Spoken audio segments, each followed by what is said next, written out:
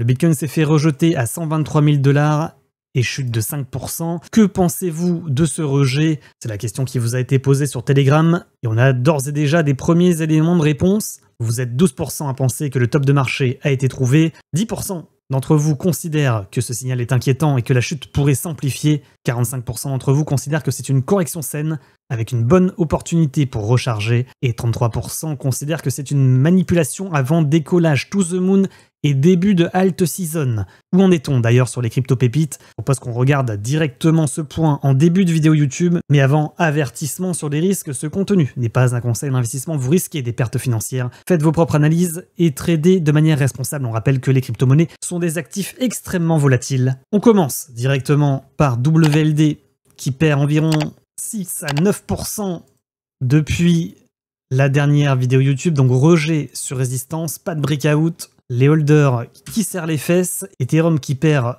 3%, BNB, combien ça perd BNB 3% également, Solana, je sais pas ce que vous en pensez, mais je trouve que globalement on est quand même sur des rejets relativement modérés, entre 3 et 4%, avec systématiquement des rejets sur le niveau de résistance. J'ai envie de vous dire que l'inverse aurait été incroyable. Avoir un breakout directement des niveaux sans léger retracement, ça aurait été du jamais vu sur les marchés crypto-monnaies avec un Shiba Inu. On en avait parlé de ce niveau de support, rappelez-vous, dans la zone des 0,12. Le DOG, pareil, regardez ces niveaux, ils sont chirurgicaux. Hein. On n'est pas loin du retour sur les niveaux donnés dans la vidéo d'il y a environ une semaine. PP, petit rejet, mais il a déjà retracé PP. Hein.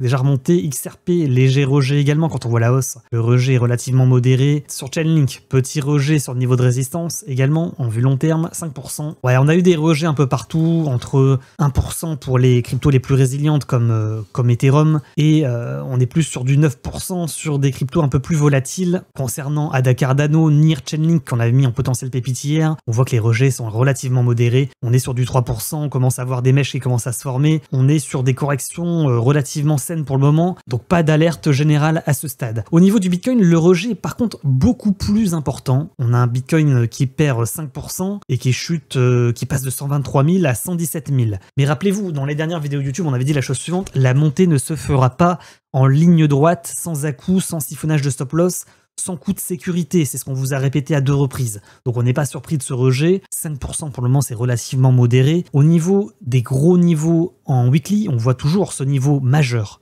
dans la zone des 113 000 $. C'est le niveau qui avait permis, rappelez-vous, le breakout. On est potentiellement dans une sorte de pullback sur ce niveau. Pour le moment, on a juste touché le dernier plus bas qui est situé ici dans la zone des 116 500 $. Ou si on regarde la traîne plutôt baissière comme ça, on se dit, ouais, c'est plutôt logique. On est sur une traîne légèrement baissière dont on avait parlé également sur Twitch. Et je pense qu'on en avait parlé également sur YouTube de cette petite traîne. Le niveau de pullback plus important en vue journée serait plus intéressant. Puisqu'effectivement, quand je vois le sondage réalisé ce matin, vous êtes que 22% à penser qu'on est plutôt dans un rejet début de bear market, ou en tous les cas premier signal inquiétant, et vous êtes 78% à penser que c'est une correction saine, une bonne affaire pour recharger, et que la alt season est sur le point de commencer. Ce sondage pourrait globalement quand même être inquiétant. Si on devait revenir sur ce sondage à l'instant, on pourrait se dire si 78% d'entre vous pensent qu'on n'est pas sur un top de marché et que la alt season va commencer, c'est peut-être qu'on est proche d'un top de marché. C'est la question que je me pose actuellement. On a également une petite traîne ascendante qu'on n'avait pas forcément vue dans les dernières vidéos YouTube, mais ce rejet ici à 123 n'est pas anodin, donc forcément, à mon avis, il doit y avoir une traîne dans cette zone. Peut-être qu'on est dans une cassure pullback d'un milieu de canal ascendant pour aller rechercher ensuite les 130 000 $ en 2 temps suite à un coup de sécurité. Également, un élément dont on avait parlé sur Twitch, c'est tout simplement cet élément. Quand on regarde les bandes de Bollinger, rappelez-vous ce pattern. Bande basse de Bollinger suite à décrochage dans la zone des 80 000. On revient chercher la bande haute. On fait une légère correction dans un drapeau. On remet un rallye et on va chercher la bande opposée. La bande haute de Bollinger en weekly. Ce pattern, on l'a déjà vu en 2021 et il avait mal tourné. Regardez, top de marché ici, correction assez importante.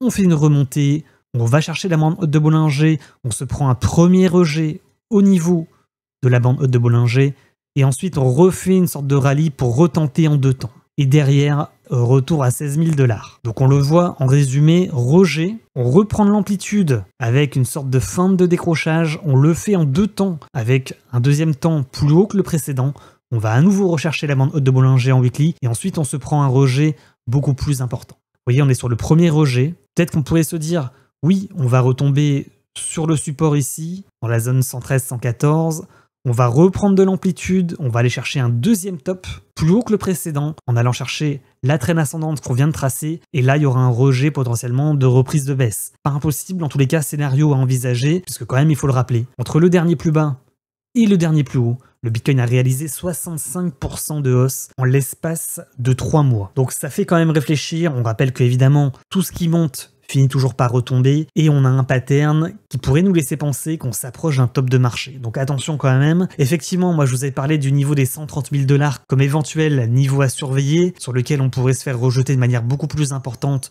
pour retomber en bas de structure, en bas de canal ascendant. Au niveau pattern, on n'a pas vraiment pour le moment de pattern de retournement baissier. En général, quand même, il faut le dire, le Bitcoin forme des patterns de retournement avant de repartir à la baisse. Pour le moment, on n'a pas réellement de pattern. Quand on regarde en weekly, on voit juste une petite correction pour le moment en weekly, sans grandes conséquences. Donc je pense que pour le moment, on est plutôt dans une correction saine, plutôt qu'un retournement baissier. On va regarder maintenant, si vous le voulez bien, rapidement, pour terminer la vidéo YouTube, avec un euro qui corrige légèrement face au dollar. Au niveau du Nasdaq, on s'approche du niveau fatidique, on s'approche du niveau de rejet dans la zone des 23 200 points. Donc attention quand même à ce qu'on ne se prenne pas un rejet sur les marchés financiers traditionnels qui pourrait nous emporter le Bitcoin. Au niveau de Capstable, on avait parlé de ce scénario, malheureusement, dans la dernière vidéo YouTube, on avait dit « Attention, on est peut-être sur un retour sur support. » Qui dit retour sur support dit rebond technique.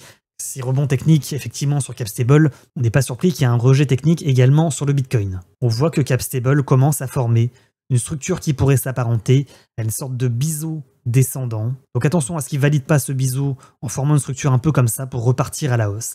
S'il fait ce mouvement et qu'il valide la cassure du biseau par le haut, ça pourrait donner un signal de retournement sur le Bitcoin. A contrario, s'il arrive à engouffrer ce support, il invaliderait ce biseau.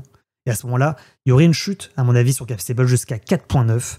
Et vous auriez un Bitcoin qui, à mon avis, irait chercher les 130 000 $. Avant de rendre l'antenne, je vous rappelle évidemment qu'il y a un petit concours sur Bybit. Pour rappel, c'est un concours organisé avec Bybit Europe, plateforme d'échange crypto-monnaie agréée MiCA, qui se déroule du 11 juillet au 11 août. Évidemment, ce concours est réservé aux personnes majeures résidant dans l'Union européenne. Et on rappelle bien évidemment que les cryptoactifs sont volatiles et que le trading comporte un risque important de perte en capital. Je vous le dis, pour le moment, il n'y a pas eu 10 personnes qui ont respecté les conditions. Donc vous avez encore toutes vos chances de gagner 100 $. N'oubliez pas de nous rejoindre sur Telegram pour participer aux différents sondages et pour avoir les informations en temps réel, et sur Twitch, en général le soir entre 19 h et 21 h. Je rends l'antenne et je vous souhaite une excellente semaine. À très bientôt. Ciao ciao.